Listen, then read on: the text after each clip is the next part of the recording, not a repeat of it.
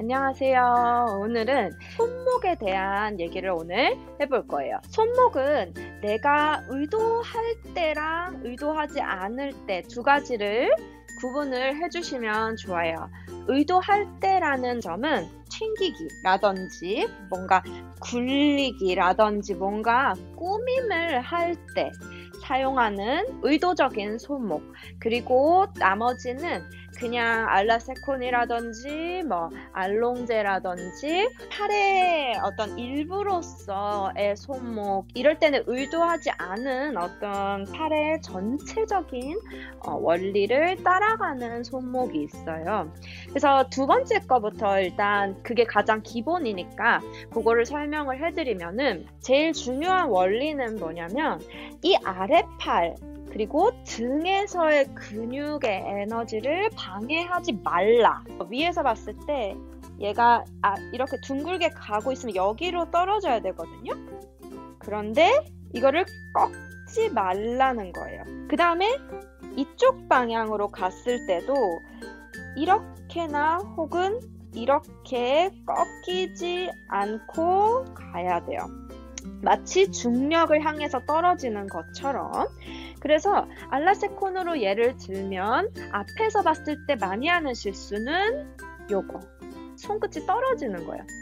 그래서 항상 손끝을 마치 이 선이 연결되듯이 챙겨주셔야지 돼요. 이게 얼마나 중요하냐면 이 등의 근육과 풀업을 이 손목 하나 때문에 완전히 다 잃어버릴 수도 있을 정도로 굉장히 중요한 친구예요. 그래서 요거를 항상 기억을 해주셔야 되고, 알롱제 같은 거 있죠. 제가 지금 앞으로 손을 뻗어 볼 건데 보이나요? 이랬을 때 이렇게 되시는 분들 굉장히 많아요.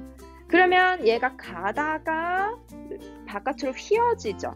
이것도 문제고 이것도 문제고, 이 전체 손가락, 특히 중지의 방향이 앞으로 갈 수 있게 손목에서 방향을 틀으시면 안 되는 것이에요. 앙바나 앙호도 한 번 더 알려드릴 거예요. 손목 이렇게 앙바를 자세를 취하고 있는데 여기를 굉장히 건너뛰시는 분들이 많아요. 앙바할 때 힘을 풀면 그냥 이렇게 되거든요. 그러면 겨드랑이에서부터 오다가 여기서 막혀서 휘어버릴. 그러면 앙바를 할 때 등의 풀업을 만들기가 굉장히 어려워요. 굉장히 아다르고 어다른 작은 차이인데 여기가 굉장히 중요하다는 거. 그리고 앙바도 이렇게랑 이렇게랑 굉장히 달라요. 이거는 손목의 턴아웃이라고 하는 거거든요.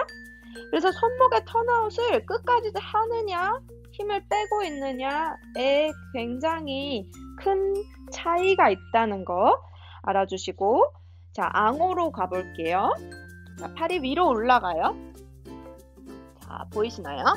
자, 이때도 팔이 이렇게 앞으로 꺾이시는 분들이 있어요. 잘 가다가, 그러니까 옆구리가 세워져 있고 여기서 이제 겨드랑이부터는 포물선으로 앞으로 향하면서 이렇게 마무리가 되어야 되는데 여기가 이렇게 힘이 빠지는 경우도 있어요. 그럼 옆에 거울로 확인하실 수 있거든요. 그래서 요거를 챙겨 주셔야지 바른 등을 사용할 수 있게 되고요. 앞에서 봤을 때도 이렇게 뒤집어지시는 분들이 많아요. 이것도 틀린 거예요. 손이 완전히 손등까지 보일 수 있게 턴아웃을 손목에서 해주셔야 등과 겨드랑이 그리고 팔을 쓸 수 있어요. 그래서 요거 굉장히 작은 차이인데 안 챙기시는 분들이 있기 때문에 제가 오늘 짚고 넘어갔고요. 알롱제도 마찬가지로 제가 얘를 옆으로 해보면, 자, 알롱제 이렇게 뻗어야 되는데 손끝이 지금 보이시나요? 자, 여기서 이렇게 되시는 분들이 있어요. 이렇게 되면 이 손끝의 에너지가 피어져 버려요. 그래서 등도 못 쓰게 되고요. 옆으로 알롱제도 이렇게 뻗어가야 되는데 이렇게 되지 않게 조심을 해주셔야지 돼요. 괜찮으셨나요? 자, 네, 첫 번째. 그 의도적인 손목의 움직임. 요거를 해볼 건데, 이때는 이 경로를 잘 알아야 돼요. 그래서 얘가 위아래 움직임만 하는 건지 아니면 회전을 할 건지 두 가지 정도가 좀 일반적인 거예요.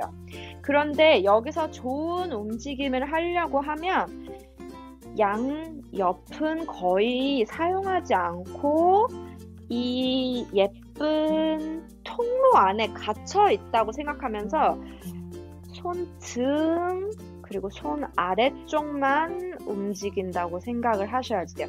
그래서 사선으로 이렇게 움직이는 것이더라도 사실 손목은 이거밖에 안 하고 있고 꾸밈은 대부분 팔꿈치에서 일어나요.